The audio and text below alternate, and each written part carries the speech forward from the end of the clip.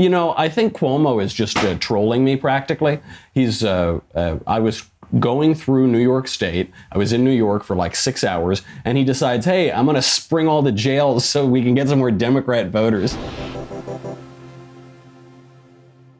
It really did get me thinking. This is what the Democrats rely on. They rely on felons and foreigners and children. I spent at least 10 minutes this morning trying to make that alliteration work, like felons and foreigners and fetuses or something like that. But we all know the Democrat Party's relationship to fetuses. That is not exactly in the base, so it couldn't work. But they are relying on all those three. We'll talk a little bit about how they're doing that. The main thing we're seeing here is just a total subversion of the law. The law in New York is if you're out on parole, right, you've been convicted of a felony and you're on parole, you don't get to vote. That's how it works.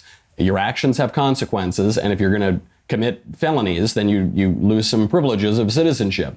But Andy Cuomo doesn't like that. Now, he's not going to go in and change the law. That would be too democratic. That would be too much law and order. That would be too civilized. Instead, what he's going to do, this is what he said. He goes, quote, "It is unconscionable to deny voting rights to New Yorkers who have paid their debt and re-entered society."